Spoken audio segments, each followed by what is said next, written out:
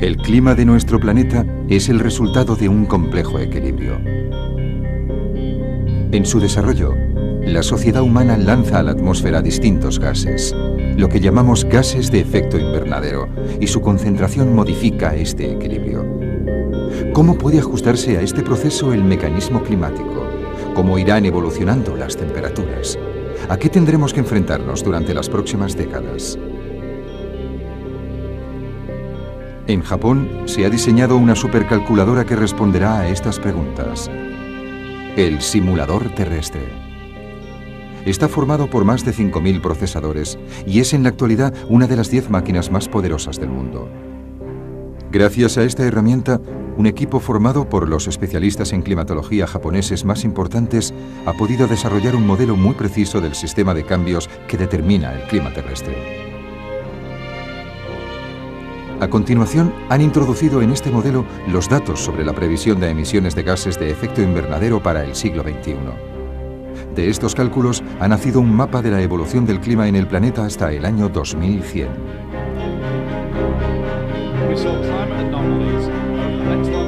El profesor Robert Watson ha aceptado comentar con nosotros los resultados. Ha dirigido durante los últimos 6 años el Panel Internacional sobre el Cambio Climático, un grupo compuesto por más de 2.000 científicos encargados de evaluar el impacto del calentamiento global. Las previsiones del simulador terrestre materializan hoy de forma dramática las advertencias que durante tantos años nos han ido lanzando.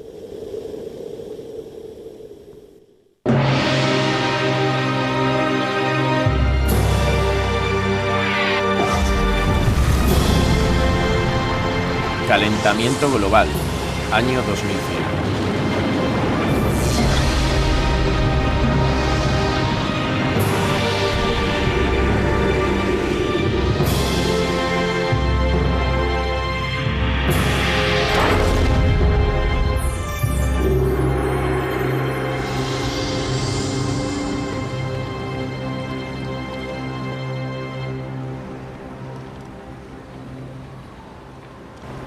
El estado de Santa Catalina, situado al sur de Brasil, disfruta de un clima templado.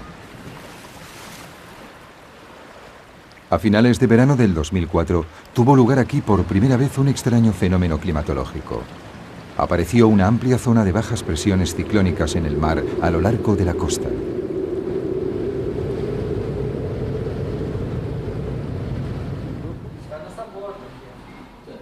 Clovis Correa, del Instituto Meteorológico del Estado de Santa Catalina, ha seguido este fenómeno desde su aparición.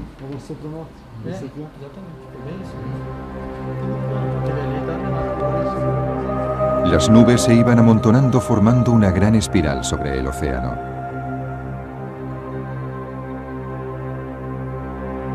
Los meteorólogos del observatorio no podían creer lo que estaban viendo.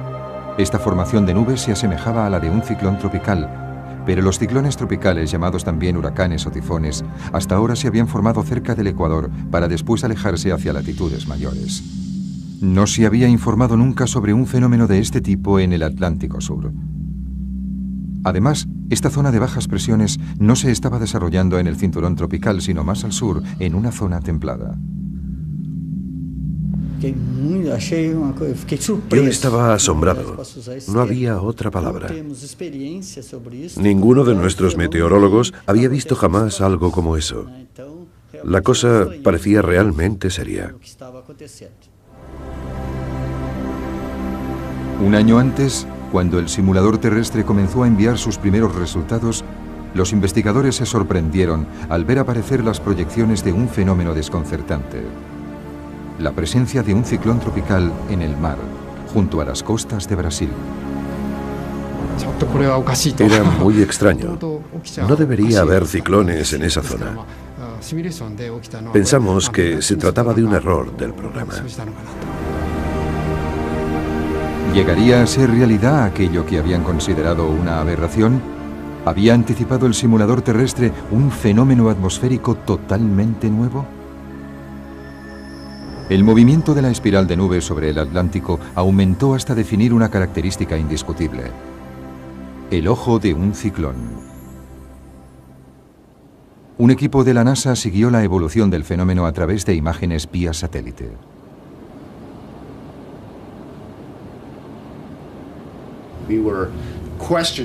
Al principio nos cuestionamos lo que estábamos viendo, pero con el paso de las horas se hizo evidente que efectivamente se trataba de un ciclón en formación. La NASA anunció entonces que los datos relativos a los vientos y la naturaleza de las nubes confirmaban que con seguridad se trataba del primer ciclón tropical observado a lo largo de las costas de Brasil. Por entonces, los barcos de pesca que operaban en la zona ya estaban perdidos en el corazón de una gigantesca tempestad. En tierra firme, este ciclón arrasó alrededor de 40.000 edificios, dejando más de 500 heridos y 11 personas muertas o desaparecidas.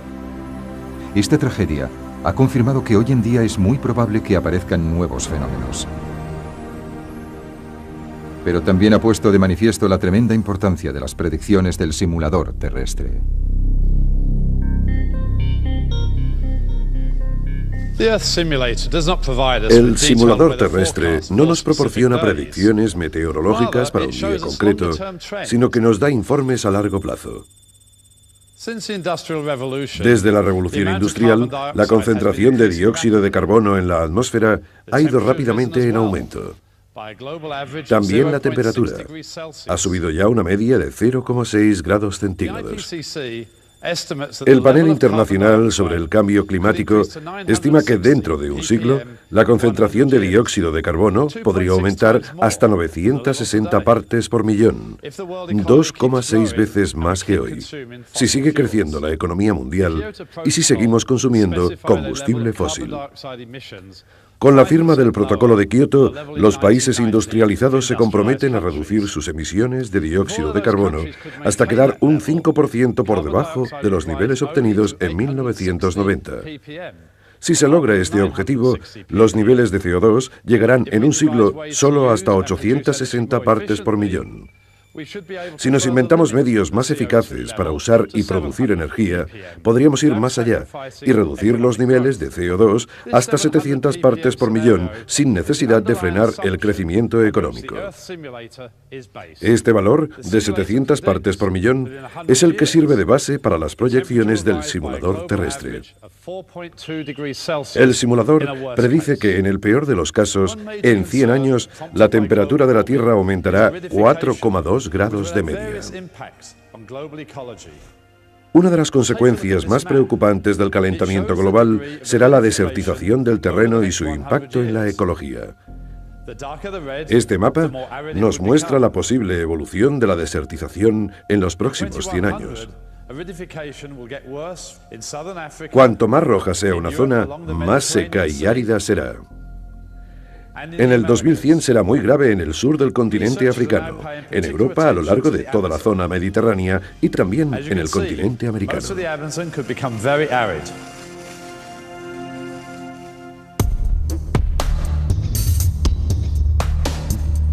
Ahora, los investigadores prestan especial atención al Amazonas. Como se puede ver, esta región podría llegar a ser extremadamente seca. La especial interacción entre el agua y la vegetación confiere a la selva amazónica toda la riqueza de su ecosistema. Esta selva tropical, con una superficie aproximada de 8 millones de kilómetros cuadrados, está atravesada de lado a lado por el Amazonas, el río más caudaloso del mundo. Entre agosto y octubre del 2005, la región ha soportado una estación seca excepcional que ha dado al mundo una idea de lo que será el Amazonas dentro de 100 años. Este río gigantesco, cuyo curso puede alcanzar los 10 kilómetros de ancho, está casi seco. En la zona verde clara podemos ver la hierba que ha crecido en la parte seca del cauce. En algunos lugares el nivel del agua ha descendido de 5 a 10 metros. La superficie del río se ha llenado de peces muertos. La cantidad de agua que quedaba no tenía suficiente oxígeno para mantenerlos vivos. 48 años que tengo aquí. He vivido aquí durante 48 años y nunca he visto una estación tan seca como esta. Tampoco se puede pescar porque todos los peces están muertos.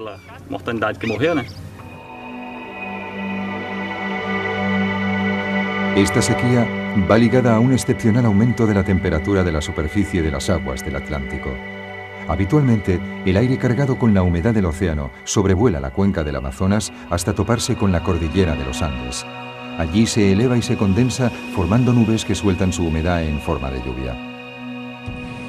Esta lluvia se evapora, forma nuevas nubes y así continuará el ciclo. Pero en 2005, la inusual temperatura de la superficie del agua del océano calentó el aire, creando una corriente ascendente sobre el Atlántico. Fue en este lugar donde se formaron las nubes. Descargaron su lluvia sobre el océano y se extendió por el Amazonas una corriente de aire seco y caliente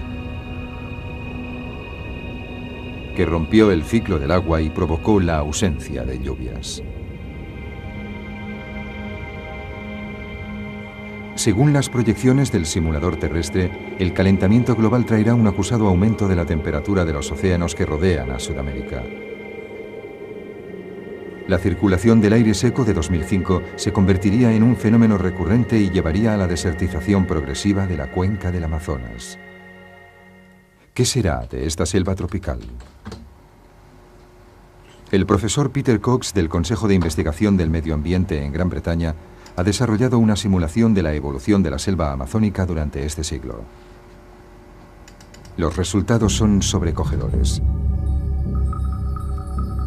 Durante la segunda mitad del siglo, la persistente sequía de esta zona llevará a la aparición de zonas desérticas. Comenzando por la embocadura del Amazonas y siguiendo progresivamente su curso, la selva poco a poco desaparecerá. En el 2100, 2/3 de la selva habrán dado paso a una vasta zona desértica. Lo que nos encontramos fue muy chocante. Cuando se obtienen resultados como este, primero se tienen dudas sobre si darlos a conocer o no. Después se comprueba que no se ha cometido ningún error. El modelo que usamos no tiene en cuenta la deforestación debida a la acción humana, tan solo la acción indirecta causada por el calentamiento global. Esto muestra claramente que el calentamiento global ha demostrado ser tan peligroso para el Amazonas como la deforestación. Así sería la evolución de la desertización del Amazonas. El descenso de las precipitaciones provocaría falta de agua en la vegetación y algunos árboles se debilitarían. En el momento en que una zona se secara, se aceleraría el proceso en las zonas vecinas. Se desarrollaría una sabana. A continuación, esta sería sustituida por la pradera. El clima se haría cada vez más seco e incluso a la hierba le faltaría el agua. En 2100, el Amazonas no sería más que un inmenso desierto. La desertización del Amazonas afectaría a la totalidad del clima del planeta. Los árboles de la selva amazónica absorben una gigantesca cantidad de dióxido de carbono. Si, como predice la simulación, el Amazonas se convierte en un desierto, 180 millones de toneladas de CO2, el equivalente a 8 años de emisiones mundiales, serán liberadas a la atmósfera. El calentamiento se acelerará y por lo tanto empeorará. Es un círculo vicioso. Según otra simulación, esta sequía puede tener un tremendo impacto sobre nuestro alimento diario.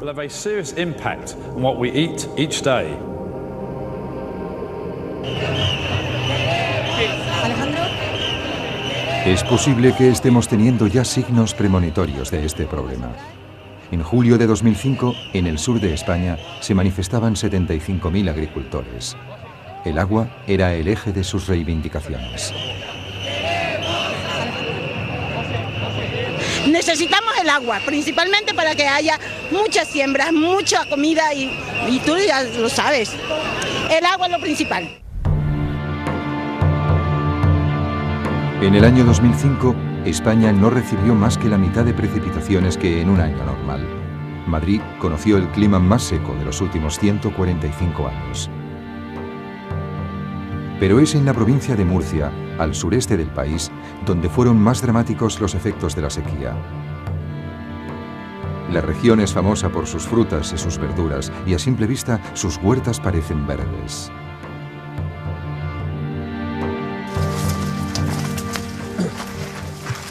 Bueno, aquí como podrán observar, fíjese el melocotón de este árbol, que normalmente este melocotón tendría que estar aproximadamente así de gordo, ¿eh? Por lo tanto, fíjese la diferencia de tamaño. ¿Por qué esta circunstancia? Sencillamente por falta de agua.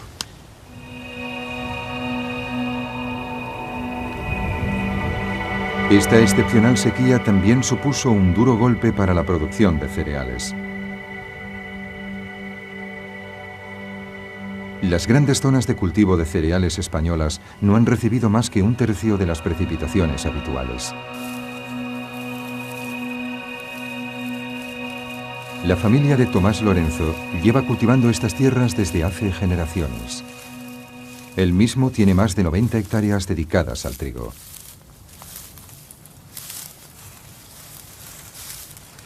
Normalmente pues puede de 90 centímetros, 1,20 m. ¿Podría? Sí. Así, una altura así, y mucho espeso. Tiene que ir. Mucho así, hay que ir apartando para poder andar. Si no, así esto nada. Todo ruinoso. Esto es la espiga, que tiene muy poco grano, muy pocas espigas y las espigas sin grano. Esto no, nada.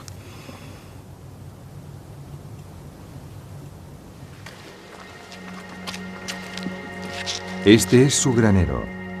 En principio debería estar lleno hasta arriba. Pero su cosecha representa menos del 5% que la de un año normal.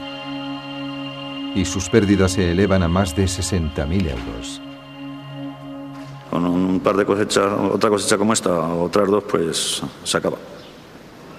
No podríamos soportarlo.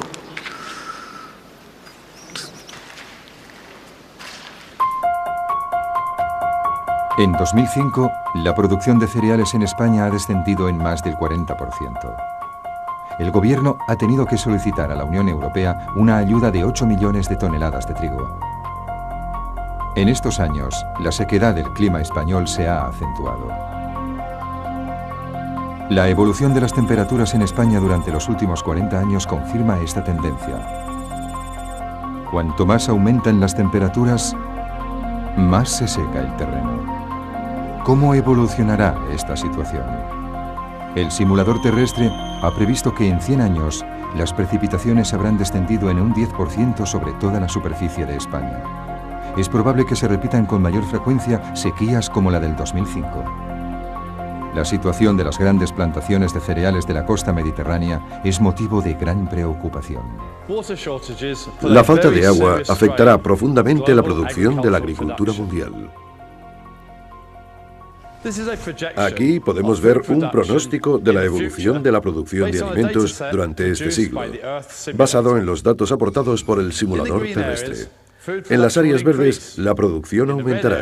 En las rojas, va a descender. En los países del norte, donde las temperaturas son más frescas, un ligero calentamiento podría estimular la producción agrícola.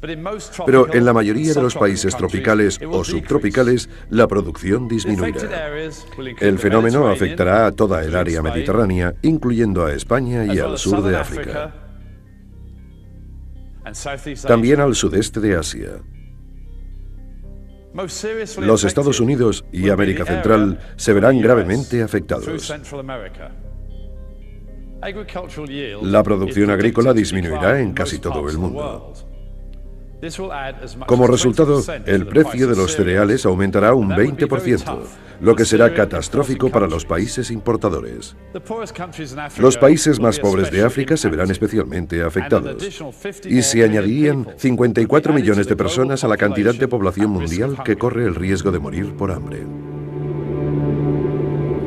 Según el simulador terrestre, el calentamiento global podría también recrudecer las olas de calor durante el verano en las zonas templadas.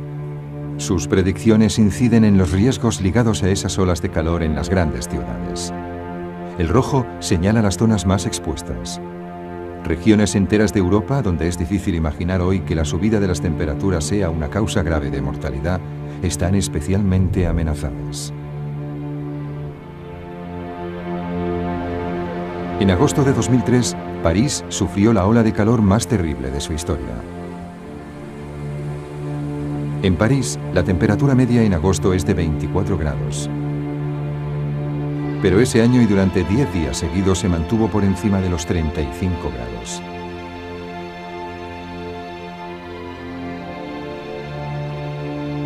La ausencia de nubes durante todo el mes de junio había secado completamente la atmósfera sobre el país.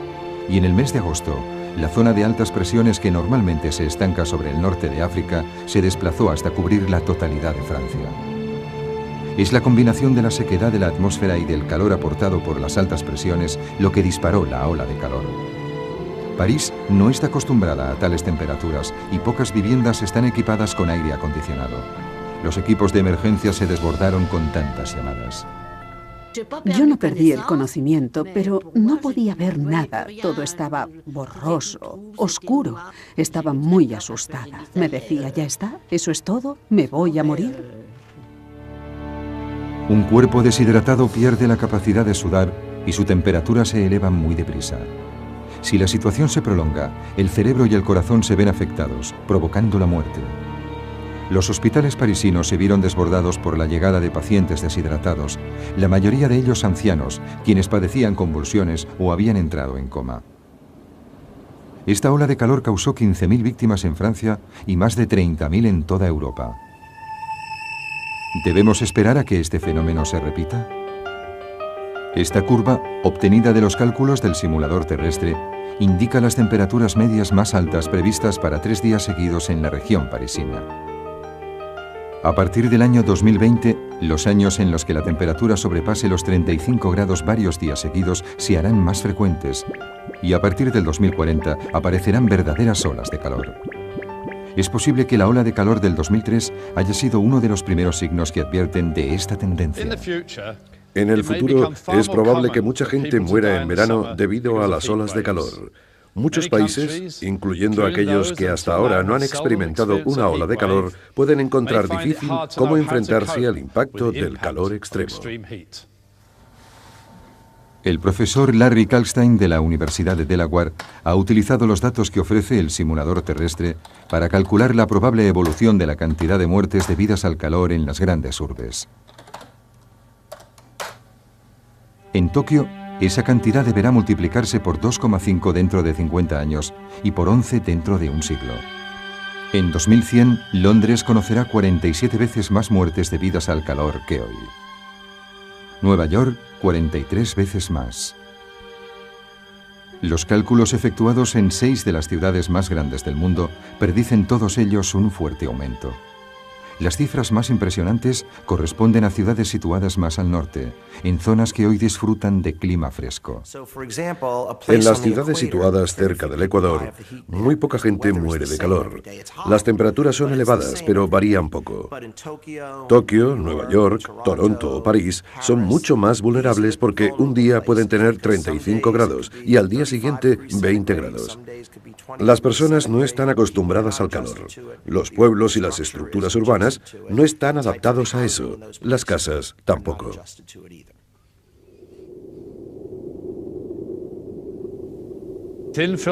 Una fina capa atmosférica envuelve a la Tierra. Bajo esta capa se desarrollan los ciclones, los tornados y toda clase de fenómenos meteorológicos. La subida de las temperaturas perturba el equilibrio de la atmósfera, lo que entraña un recrudecimiento de fenómenos extremos. Los esquemas de circulación de las nubes, facilitadas por el simulador terrestre, muestran con claridad el desarrollo de esta tendencia. Este es el aspecto de un frente lluvioso dentro de 100 años. La subida de las temperaturas amenaza con bloquear el sistema de presiones atmosféricas, lo que obligará a los frentes lluviosos a desplazarse hacia el norte. En consecuencia, el esquema actual de las precipitaciones corre el riesgo de amplificarse hasta el límite. El sur de China recibirá muchas más precipitaciones que hoy. El norte de China y la península coreana, muchas menos. Esta tendencia hacia la polarización climática posiblemente se acelere durante las próximas décadas y se extenderá a otras partes del mundo. Hay que señalar que no solo aumentarán las precipitaciones, sino también la intensidad de las lluvias, como consecuencia del calentamiento global. ¿Qué queremos decir con lluvias intensas? Pues lluvias que descargan más de 30 mililitros por hora. Lluvias de semejante violencia conducen a inundaciones y corrimientos de terreno. Estas lluvias, asociadas a las tormentas tropicales, como son los huracanes o los tifones, podrían llegar a ser extremadamente destructivas. En el 2004, nada menos que 15 tifones golpearon Japón, todo un récord. Pero más importante que la cantidad fue la fuerza de esos tifones. Establecieron muchos nuevos récords seguidos, incluso el de la velocidad máxima de una racha de viento.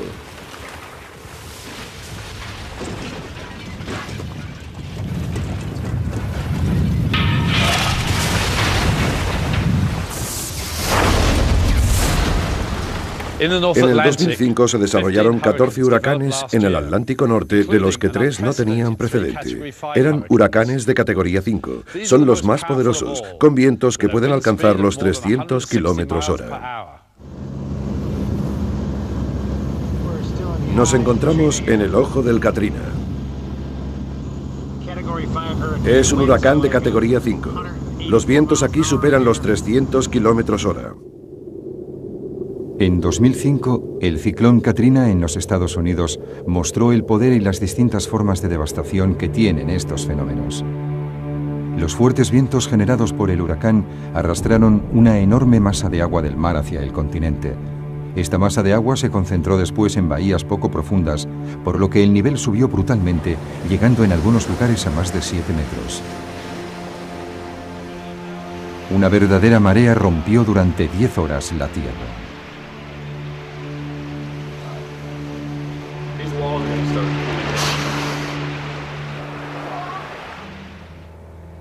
En especial, el pueblo de Biloxi, en Mississippi, fue uno de los más azotados. El poder del maremoto pulverizó este puente que se extendía sobre la bahía.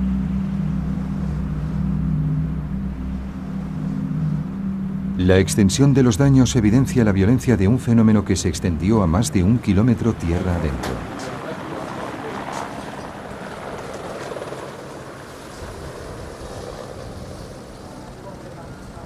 Betty Moderer pudo ser evacuada a tiempo, pero cuando regresó, como les pasó a muchos habitantes del pueblo, le esperaba un espectáculo desolador.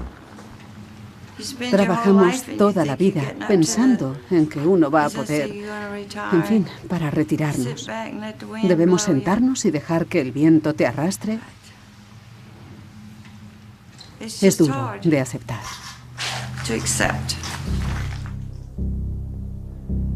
El coste total de los daños causados por el ciclón Katrina alcanza los 130 millones de dólares. El gobierno americano ha declarado que Katrina es la peor catástrofe a la que se ha enfrentado el país.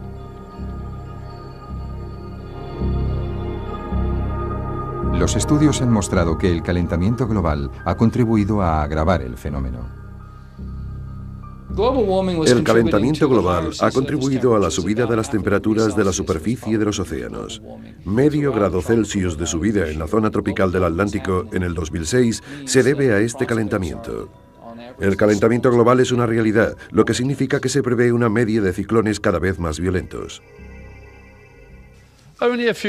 En tan solo unas décadas, echaremos la vista atrás y diremos que el comienzo del siglo XXI fue un punto de inflexión. Quizás estemos viviendo los comienzos de las primeras anomalías climáticas debidas al calentamiento global. A medida que la temperatura aumenta, la superficie del mar se va calentando, aumentando su evaporación. Toda esa agua evaporada alimentará a las tormentas tropicales, haciendo que sean incluso más gigantescas.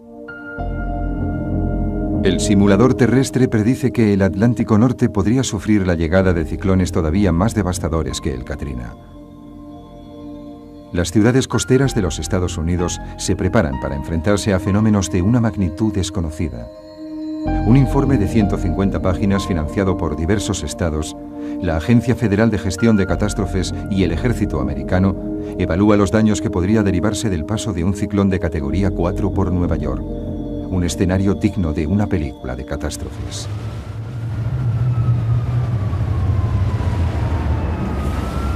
Vientos de más de 215 kilómetros por hora sacuden a los rascacielos.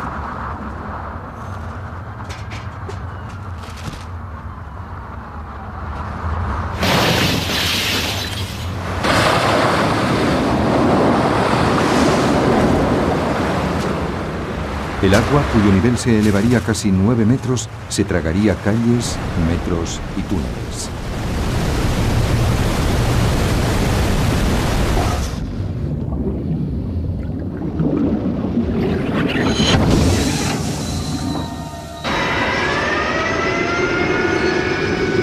El informe concluye que es imposible evaluar el coste de los daños potenciales y solicita al gobierno y al Estado de Nueva York que construyan diques de contención gigantescos y que elaboren un plan de acción para un sistema de evacuación urgente. Muchos países alrededor del mundo se verán forzados a invertir mucho capital para controlar las catástrofes naturales, como hemos visto en el ejemplo de Estados Unidos. Pero no todos los países pueden permitirse tomar esas medidas necesarias. Bangladesh es uno de esos países. En octubre de 2005, las autoridades lanzaron a la población una campaña informativa para dar a conocer las medidas de evacuación que se aplicarían en caso de un maremoto. El relieve de Bangladesh es extremadamente plano. Un maremoto repentino podría irrumpir tierra adentro hasta alcanzar decenas de kilómetros. En 1991, un ciclón dejó aquí más de 140.000 víctimas, la mayoría ahogadas en las aguas torrenciales. Se ha reconstruido en esta plaza un pequeño pueblo. El objetivo es enseñar a los espectadores cómo deben comportarse en caso de una catástrofe como esta. Los vecinos del pueblo deben reunirse en los refugios anticiclones construidos especialmente para esas catástrofes. El mensaje es claro: solo un edificio fuerte de al menos 2 plantas puede ofrecer una verdadera protección. Pero los fondos públicos son insuficientes y la construcción de esos refugios ha sufrido un retraso considerable. Si llega a las costas una ola de esas características, solo tendríamos refugio para el 20% de la gente. Esta escasez de refugios significa que el 80% de la población no tendrá ningún sitio en el que poder protegerse. El calentamiento global acentúa cada día más el riesgo de un maremoto sobre Bangladesh.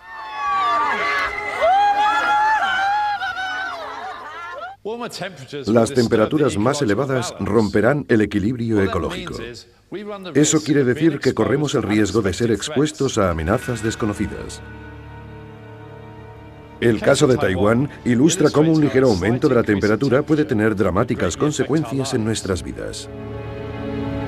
La segunda ciudad más grande de Taiwán, Kaohsiung, alberga una población de 1,5 millones de habitantes. En 2005, un centenar de investigadores del Ministerio de Sanidad han estado visitando al vecindario, yendo y viniendo de casa en casa. Ministerio de Sanidad, venimos a inspeccionar los mosquitos de su casa.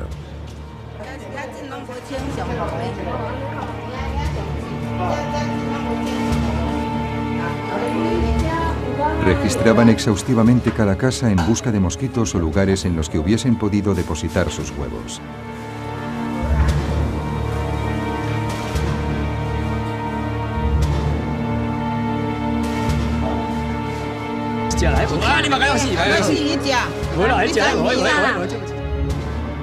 Esta es la especie que buscaban, el mosquito Aedes aegypti, el transmisor del virus del dengue. Desde hace 20 años, Taiwán debe hacer frente a nuevos casos anuales de esta terrible enfermedad tropical. Aunque al principio el hábitat de este mosquito se limitaba a África, se ha ido extendiendo progresivamente a toda la zona tropical. El sur de Taiwán corresponde al límite superior de su territorio. El dengue es una fiebre causada por un virus que se transmite al hombre por la picadura de un mosquito infectado. La primera infección provoca una fiebre alta y violentas erupciones cutáneas. Aquellos que mueren por la enfermedad tienen suerte. Por la noche el dolor era insoportable, como si los insectos estuviesen royéndome los huesos. Me sentía todo el tiempo débil y entumecida. Verdaderamente, era como estar en el infierno.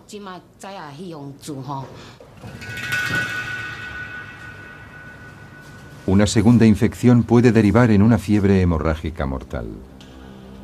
Ryo Chuan-shen vive en Kaohsiung. En febrero de 2002 su mujer murió como consecuencia del dengue. Ella se había contaminado una primera vez 3 años antes.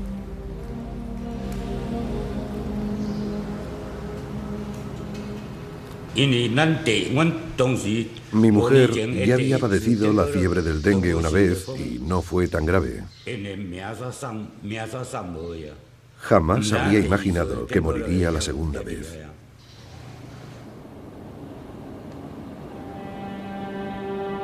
Aún no existe vacuna contra la fiebre hemorrágica del dengue. Cada año causa la muerte de 24.000 personas, sobre todo en la zona tropical. Durante la década de los 90, solo se registraron en Taiwán unos cientos de casos. Pero en 2002, la cifra se disparó hasta 5.000. ¿Cómo explicar este aumento? Un profesor de la Universidad de Kaohsiung ha estudiado la correlación que existe entre este fenómeno y la evolución de las temperaturas. El virus llega cada año a la isla de Taiwán procedente del continente. Pero las larvas del mosquito portador mueren cuando la temperatura desciende por debajo de los 20 grados centígrados. Por eso el virus se erradica de la isla de forma natural cada invierno. Según la profesora Selon Paixuhua de la Universidad de Kaohsiung, el espectacular aumento de los casos del dengue en 2002 está ligado al aumento de las temperaturas invernales. Durante los últimos años, incluso en invierno, las temperaturas medias han permanecido por encima de los 20 grados. Las larvas del mosquito no han sido pues eliminadas por el frío, y eso ha sido la causa del aumento de la cantidad de infecciones por dengue. De todos modos, es solo mi opinión. En el pasado, las temperaturas medias invernales de Kaohsiung eran siempre inferiores a 20 grados. Pero desde 1997 se han mantenido a menudo por encima de este límite, incluso en invierno. Esto es lo que permite que el dengue se extienda. Las larvas del mosquito portador sobrevivieron al invierno del 2001-2002 y la epidemia continuó. Este mapa oficial muestra la extensión de la zona afectada por el dengue. De momento, está confinada al sur de la isla, en el área de Kaohsiung. Para luchar contra el riesgo de infección en la ciudad, desde el mismo instante en que se declara un caso, se lanza una campaña de exterminio. Se revisan 10.000 hogares. Es una tarea titánica, pero ha permitido evitar que se repita la epidemia de 2002. No obstante, las autoridades están preocupadas. Si continúa el calentamiento global, podría extenderse la zona amenazada a toda la isla. Si las temperaturas siguen aumentando de este modo, el hábitat del mosquito portador del dengue se extenderá hacia el norte. Podría abarcar la región central e incluso el norte de la isla.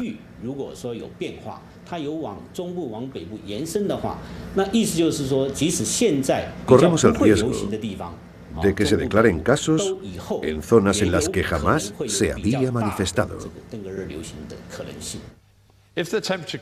Si las temperaturas siguen aumentando, ¿hasta dónde se extenderá el dengue? Este mapa representa las zonas amenazadas hoy por esta enfermedad. Cuanto más oscuro es el rojo, más amenazada estará la zona. Hacia el 2080, como podemos observar, habrá más zonas amenazadas en África y en la India. Se produce el mismo fenómeno al sur de los Estados Unidos. En Japón, Okinawa y el sur de la isla de Kyushu serán incluidas en las zonas de riesgo. Miles de millones de personas vivirán en zonas de riesgo, muchísimas más que en la actualidad. Con el aumento de las temperaturas también se reproducirán otras enfermedades como el paludismo y el cólera.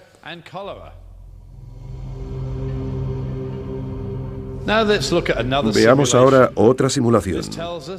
Nos muestra que cerca de 260 millones de personas corren el riesgo de perder sus hogares debido a los cambios bruscos del clima mundial. Estas personas se convertirán en lo que llamaremos refugiados medioambientales. ¿Dónde van a ir? Una entrada repentina de población podría ocasionar fricciones dentro de cualquier comunidad. En la zona ártica, la población ya se está viendo forzada a trasladarse. La isla de Shishmaref está situada a lo largo de la costa noroccidental de Alaska. Es una estrecha franja de tierra de unos 5 kilómetros de largo. Aquí viven unas 600 personas. La mayoría de los miembros de esta comunidad pertenece a la tribu india de los Inupiaq. Su modo de vida ancestral se basa en la pesca y la caza. Pero pronto tendrán que dejar su isla. Durante los últimos años, la erosión ha desgastado la costa y muchos habitantes de la isla han visto cómo el mar se tragaba sus casas.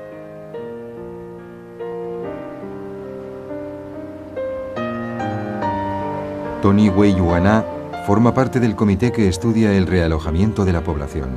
Durante 9 años ha estado observando los daños ocasionados por la erosión costera. Y la situación empeora día a día.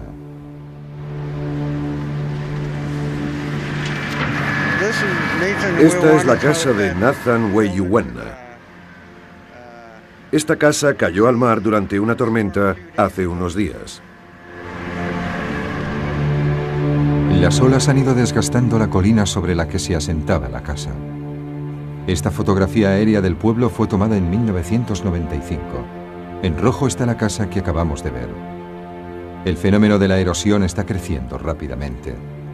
En algunos sitios la costa ha retrocedido 60 metros durante los últimos 10 años. Tony ha podido filmar este fenómeno en acción.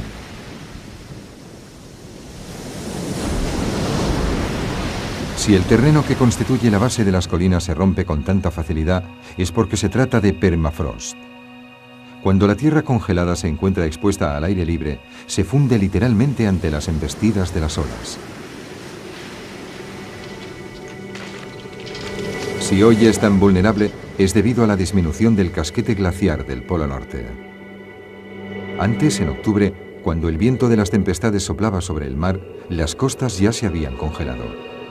El hielo actuaba como un rompeolas, protegiendo el terreno de la erosión. Cuando llega una tormenta y no hay hielo, es muy peligroso para la comunidad, ya que el agua golpeará directamente contra la orilla e irá llevándose la arena.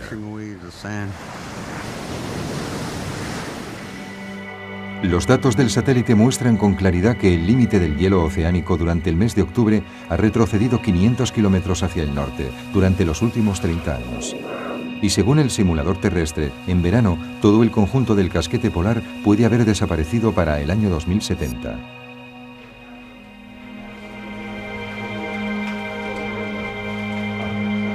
Los habitantes de Shishmaref han analizado el problema desde todos los ángulos.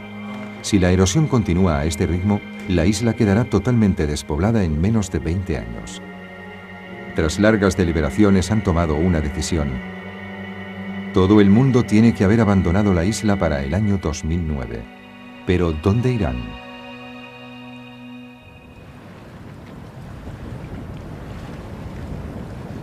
Esta pradera situada en el continente, en Alaska, a unos 20 kilómetros de la isla, es una de las posibilidades barajadas. Pero para que el pueblo se asiente allí es necesario construir carreteras y una pista de aterrizaje. No hay suficientes fondos para tal obra de ingeniería. Desde el punto de vista económico, es mucho más realista buscar un pueblo que ya exista, dotado de infraestructuras.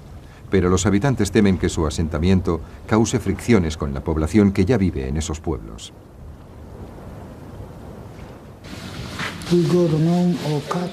Si fuésemos a uno de esos sitios, nada sería como antes. Tendríamos miedo. Se nos recibiría en un principio con los brazos abiertos.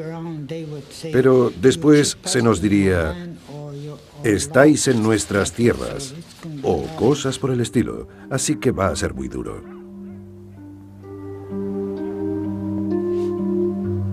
Temiendo que surjan conflictos, con toda seguridad preferirían evitar instalarse en un lugar ya habitado. Esta comunidad nunca habría imaginado hallarse ante una prueba semejante. Según un informe del gobierno norteamericano, 184 pueblos sufren ya, al igual que Shishmaref, las consecuencias del aumento de las temperaturas. Y lo que está pasando en Alaska no es más que el principio del fenómeno. En otros lugares del planeta hay numerosas islas y zonas costeras que están a punto de ser engullidas por el mar. Un estudio del Panel Internacional sobre el Cambio Climático estima que en el 2100 el nivel de las aguas será 88 centímetros más alto que el que tienen actualmente.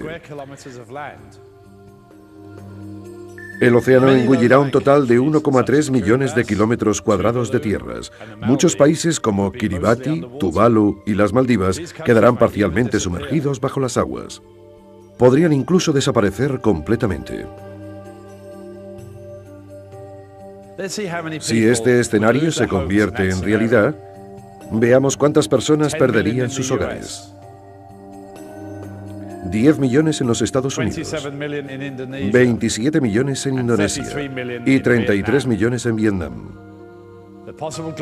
Mundialmente esto representaría 260 millones de lo que podríamos llamar refugiados medioambientales. El desplazamiento de grandes masas de población genera fricciones casi de inmediato. Esto es ya motivo de honda preocupación entre los habitantes de Shishmaref. Me preocupa el hecho de que las migraciones masivas causadas por los cambios climáticos puedan derivar en conflictos mundiales y desestabilizar el planeta de un modo hasta hoy sin precedentes.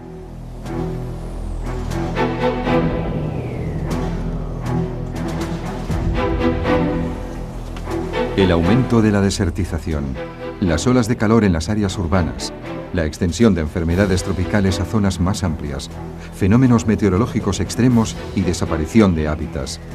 Todas estas predicciones del simulador terrestre nos muestran la cantidad de amenazas a las que nos veremos expuestos este siglo por el simple aumento de unos cuantos grados en la temperatura global. No debemos olvidar que estas simulaciones se basan en la hipótesis de que, gracias a nuestros avances en el uso eficaz de la energía, los niveles de CO2 dentro de 100 años se limitarán a 700 partes por millón. Esta cifra está muy por debajo de las 960 partes por millón que alcanzaríamos si seguimos aumentando las emisiones de dióxido de carbono. Entonces, ¿qué tendríamos que hacer para evitar que el futuro planteado por el simulador terrestre se hiciera realidad? En 2005 los países europeos llegaron a un acuerdo según el cual, para frenar el calentamiento global, es necesario que en 2050 se hayan reducido a la mitad las emisiones de gases de efecto invernadero. Con esto lograríamos evitar las catástrofes que acabamos de evocar. Primero, para el 2050 tenemos que reducir a la mitad las emisiones mundiales de gases de efecto invernadero. ¿Es esto posible? Lograr este objetivo será muy difícil. ¿Por qué? Porque aunque se cumplan todos los objetivos del Protocolo de Kioto, las emisiones mundiales de gases de efecto invernadero siempre irán en aumento. Para poder llegar a disminuir las emisiones a la mitad, debemos descubrir nuevas fuentes de energía, desarrollar nuevas tecnologías para el almacenamiento energético y poner en marcha cualquier tecnología que esté a nuestro alcance para reducir la emisión de gases de efecto invernadero. Los países industrializados y los países en vías de desarrollo deben enfrentarse conjuntamente ante este reto.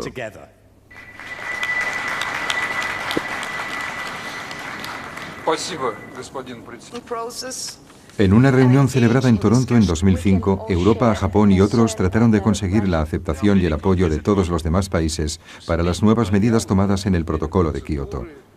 Pero para los grandes países en vías de desarrollo, el esfuerzo inicial debe provenir de los países industrializados, responsables según ellos de la situación actual.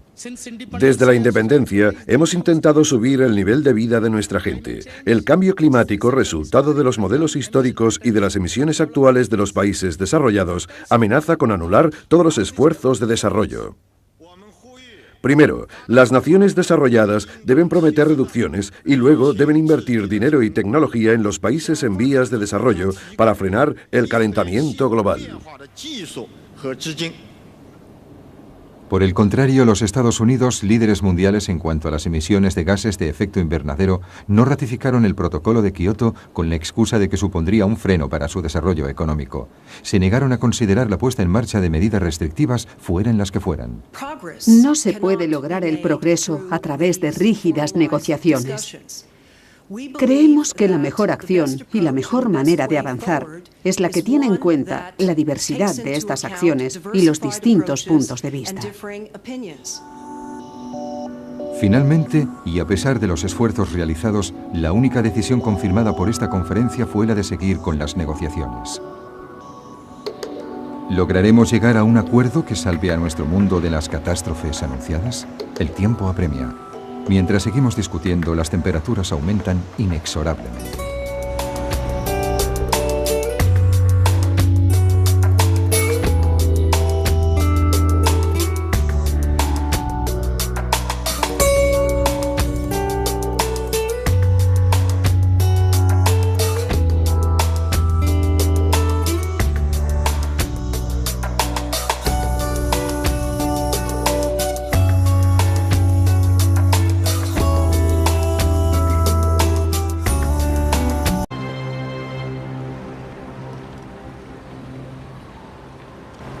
El estado de Santa Catalina, situado al sur de Brasil, disfruta de un clima templado.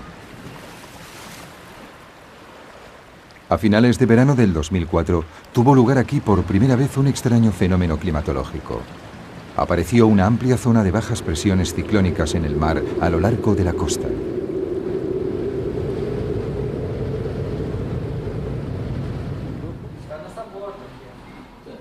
Clovis Correa, del Instituto Meteorológico del Estado de Santa Catalina, ha seguido este fenómeno desde su aparición.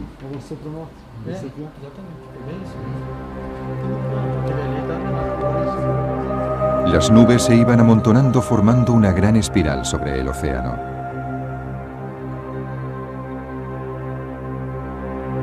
Los meteorólogos del observatorio no podían creer lo que estaban viendo. Esta formación de nubes se asemejaba a la de un ciclón tropical, pero los ciclones tropicales, llamados también huracanes o tifones, hasta ahora se habían formado cerca del Ecuador para después alejarse hacia latitudes mayores. No se había informado nunca sobre un fenómeno de este tipo en el Atlántico Sur. Además, esta zona de bajas presiones no se estaba desarrollando en el cinturón tropical, sino más al sur, en una zona templada. Yo estaba asombrado. No había otra palabra. Ninguno de nuestros meteorólogos había visto jamás algo como eso. La cosa parecía realmente seria. Un año antes, cuando el simulador terrestre comenzó a enviar sus primeros resultados, los investigadores se sorprendieron al ver aparecer las proyecciones de un fenómeno desconcertante: la presencia de un ciclón tropical en el mar, junto a las costas de Brasil. Era muy extraño. No debería haber ciclones en esa zona. Pensamos que se trataba de un error del programa.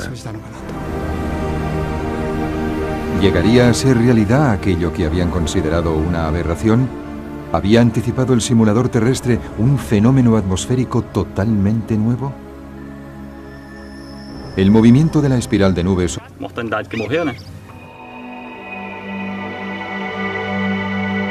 Esta sequía va ligada a un excepcional aumento de la temperatura de la superficie de las aguas del Atlántico. Habitualmente, el aire cargado con la humedad del océano sobrevuela la cuenca del Amazonas hasta toparse con la cordillera de los Andes. Allí se eleva y se condensa, formando nubes que sueltan su humedad en forma de lluvia. Esta lluvia se evapora, forma nuevas nubes y así continuará el ciclo. Pero en 2005, la inusual temperatura de la superficie del agua del océano calentó el aire, creando una corriente ascendente sobre el Atlántico.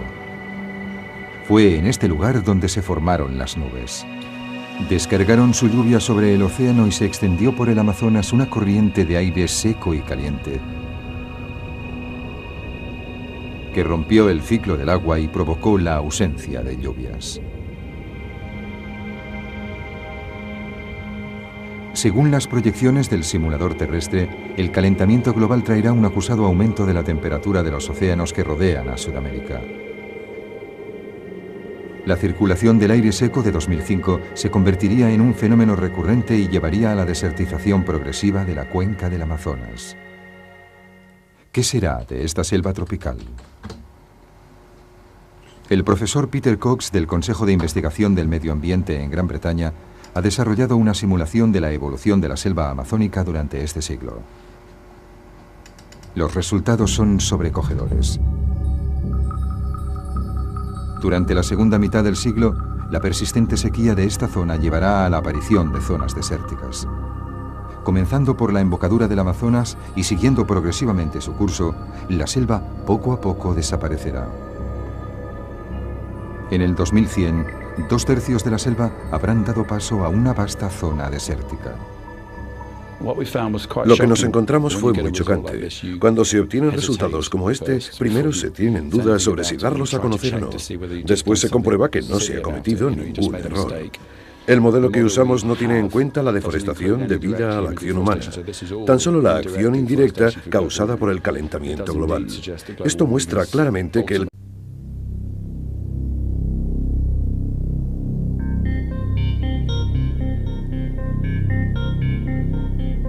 El clima de nuestro planeta es el resultado de un complejo equilibrio.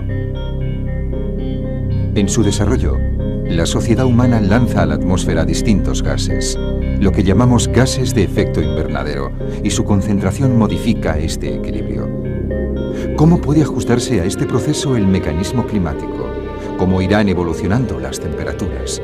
¿A qué tendremos que enfrentarnos durante las próximas décadas? En Japón se ha diseñado una supercalculadora que responderá a estas preguntas. El simulador terrestre.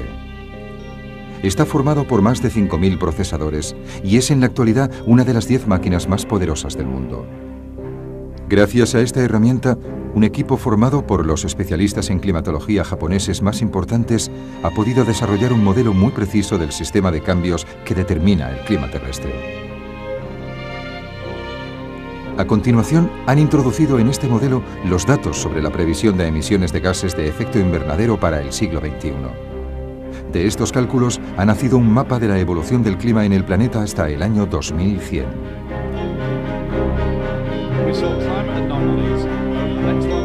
El profesor Robert Watson ha aceptado comentar con nosotros los resultados.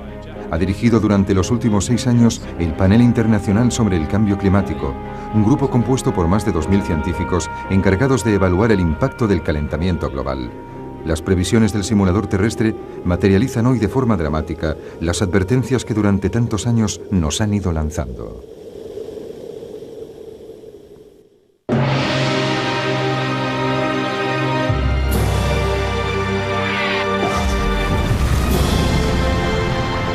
Calentamiento global, año 2100.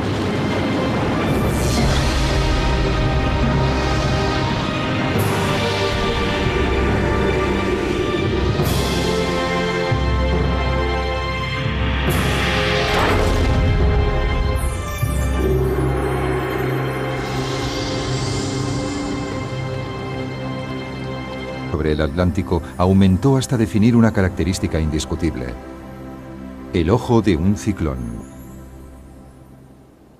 Un equipo de la NASA siguió la evolución del fenómeno a través de imágenes vía satélite.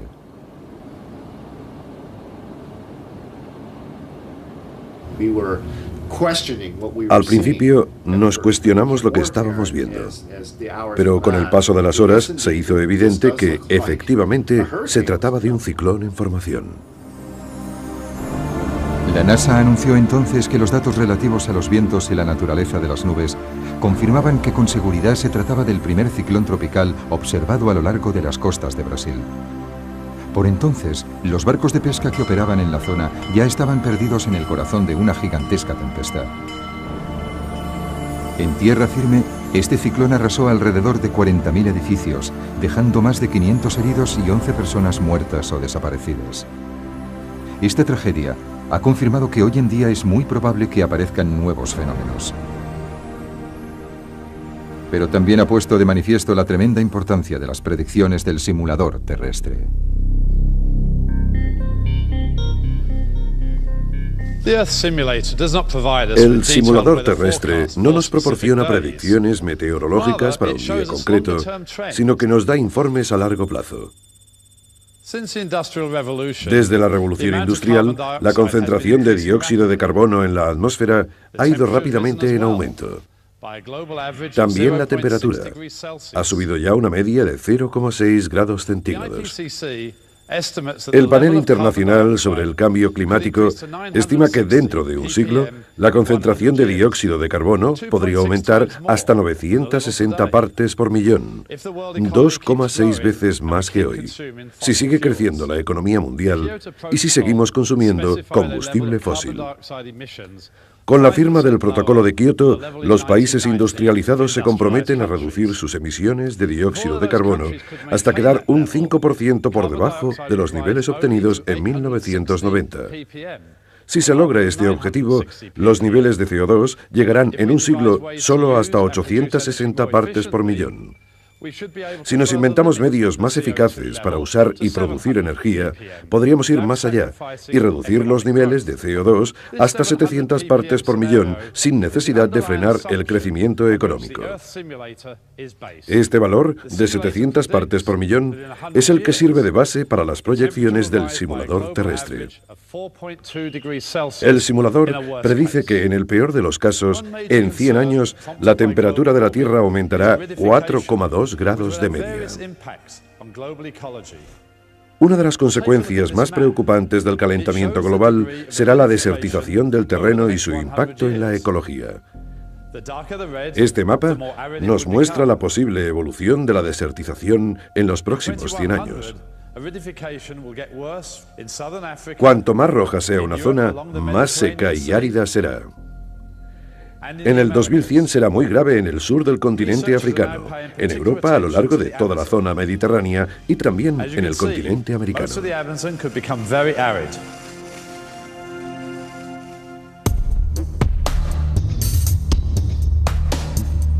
Ahora, los investigadores prestan especial atención al Amazonas. Como se puede ver, esta región podría llegar a ser extremadamente seca. La especial interacción entre el agua y la vegetación confiere a la selva amazónica toda la riqueza de su ecosistema. Esta selva tropical, con una superficie aproximada de 8 millones de kilómetros cuadrados, está atravesada de lado a lado por el Amazonas, el río más caudaloso del mundo. Entre agosto y octubre del 2005, la región ha soportado una estación seca excepcional que ha dado al mundo una idea de lo que será el Amazonas dentro de 100 años. Este río gigantesco, cuyo curso puede alcanzar los 10 kilómetros de ancho, está casi seco. En la zona verde clara podemos ver la hierba que ha crecido en la parte seca del cauce.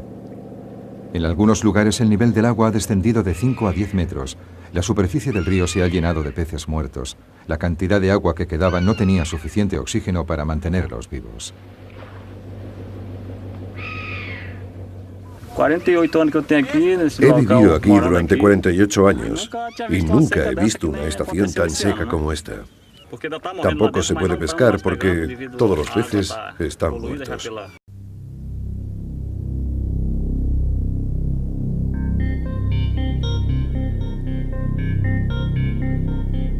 El clima de nuestro planeta es el resultado de un complejo equilibrio. En su desarrollo, la sociedad humana lanza a la atmósfera distintos gases, lo que llamamos gases de efecto invernadero, y su concentración modifica este equilibrio. ¿Cómo puede ajustarse a este proceso el mecanismo climático? ¿Cómo irán evolucionando las temperaturas? ¿A qué tendremos que enfrentarnos durante las próximas décadas? En Japón se ha diseñado una supercalculadora que responderá a estas preguntas. El simulador terrestre. Está formado por más de 5.000 procesadores y es en la actualidad una de las 10 máquinas más poderosas del mundo. Gracias a esta herramienta, un equipo formado por los especialistas en climatología japoneses más importantes ha podido desarrollar un modelo muy preciso del sistema de cambios que determina el clima terrestre. A continuación, han introducido en este modelo los datos sobre la previsión de emisiones de gases de efecto invernadero para el siglo XXI. De estos cálculos ha nacido un mapa de la evolución del clima en el planeta hasta el año 2100.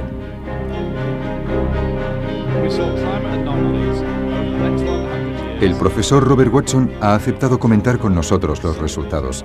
Ha dirigido durante los últimos 6 años el Panel Internacional sobre el Cambio Climático, un grupo compuesto por más de 2.000 científicos encargados de evaluar el impacto del calentamiento global.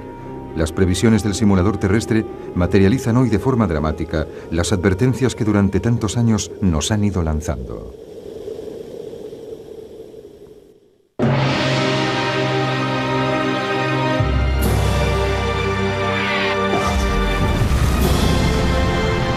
Predicciones del simulador terrestre. El simulador terrestre no nos proporciona predicciones meteorológicas para un día concreto, sino que nos da informes a largo plazo. Desde la revolución industrial, la concentración de dióxido de carbono en la atmósfera ha ido rápidamente en aumento. También la temperatura ha subido ya una media de 0,6 grados centígrados. El panel internacional sobre el cambio climático estima que dentro de un siglo la concentración de dióxido de carbono podría aumentar hasta 960 partes por millón, 2,6 veces más que hoy, si sigue creciendo la economía mundial y si seguimos consumiendo combustible fósil. Con la firma del Protocolo de Kioto, los países industrializados se comprometen a reducir sus emisiones de dióxido de carbono hasta quedar un 5% por debajo de los niveles obtenidos en 1990. Si se logra este objetivo, los niveles de CO2 llegarán en un siglo solo hasta 860 partes por millón.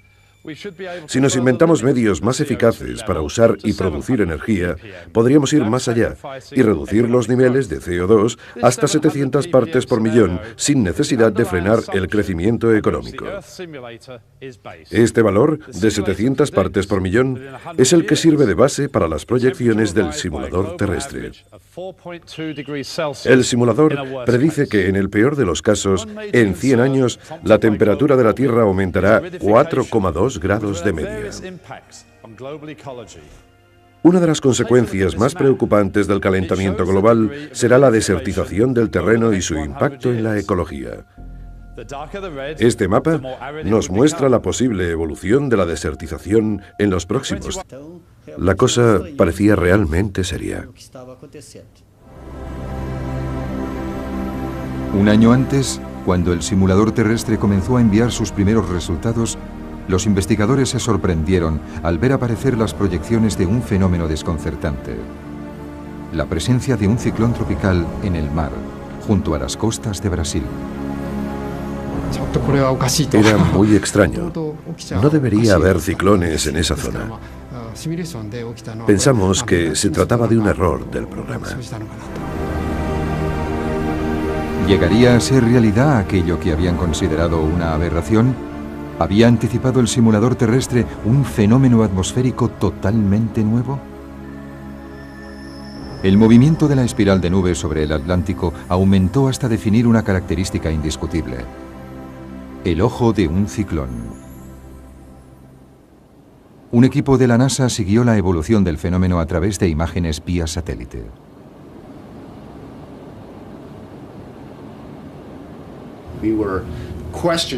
Al principio nos cuestionamos lo que estábamos viendo, pero con el paso de las horas se hizo evidente que efectivamente se trataba de un ciclón en formación. La NASA anunció entonces que los datos relativos a los vientos y la naturaleza de las nubes confirmaban que con seguridad se trataba del primer ciclón tropical observado a lo largo de las costas de Brasil. Por entonces, los barcos de pesca que operaban en la zona ya estaban perdidos en el corazón de una gigantesca tempestad. En tierra firme, este ciclón arrasó alrededor de 40.000 edificios, dejando más de 500 heridos y 11 personas muertas o desaparecidas. Esta tragedia ha confirmado que hoy en día es muy probable que aparezcan nuevos fenómenos. Pero también ha puesto de manifiesto la tremenda importancia de las 100 años. Cuanto más roja sea una zona, más seca y árida será. En el 2100 será muy grave en el sur del continente africano, en Europa a lo largo de toda la zona mediterránea y también en el continente americano.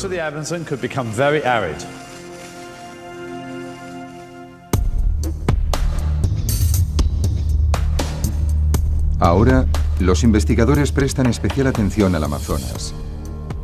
Como se puede ver, esta región podría llegar a ser extremadamente seca. La especial interacción entre el agua y la vegetación confiere a la selva amazónica toda la riqueza de su ecosistema. Esta selva tropical, con una superficie aproximada de 8 millones de kilómetros cuadrados, está atravesada de lado a lado por el Amazonas, el río más caudaloso del mundo.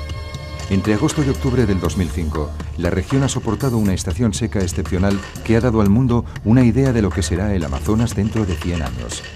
Este río gigantesco, cuyo curso puede alcanzar los 10 kilómetros de ancho, está casi seco. En la zona verde clara podemos ver la hierba que ha crecido en la parte seca del cauce. En algunos lugares el nivel del agua ha descendido de 5 a 10 metros.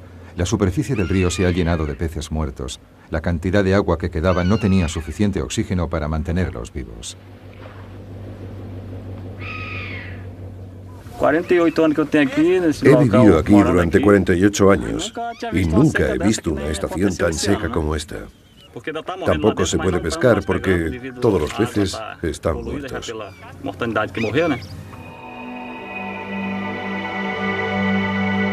Esta sequía va ligada a un excepcional aumento de la temperatura de la superficie de las aguas del Atlántico.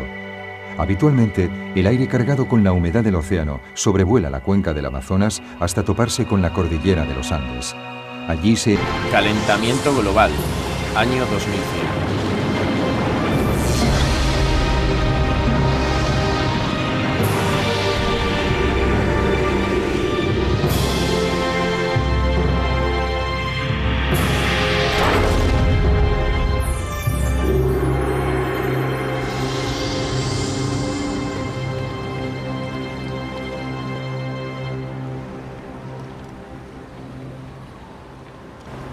El estado de Santa Catalina, situado al sur de Brasil, disfruta de un clima templado. A finales de verano del 2004, tuvo lugar aquí por primera vez un extraño fenómeno climatológico. Apareció una amplia zona de bajas presiones ciclónicas en el mar a lo largo de la costa.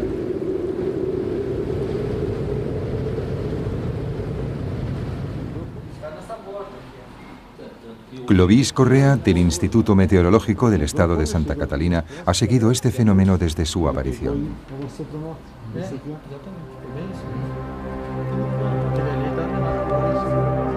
Las nubes se iban amontonando formando una gran espiral sobre el océano.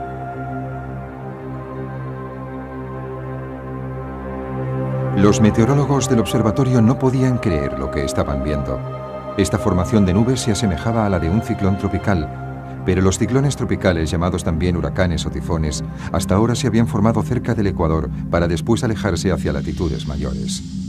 No se había informado nunca sobre un fenómeno de este tipo en el Atlántico Sur. Además, esta zona de bajas presiones no se estaba desarrollando en el cinturón tropical, sino más al sur, en una zona templada. Yo estaba asombrado. No había otra palabra. Ninguno de nuestros meteorólogos había visto jamás algo como eso.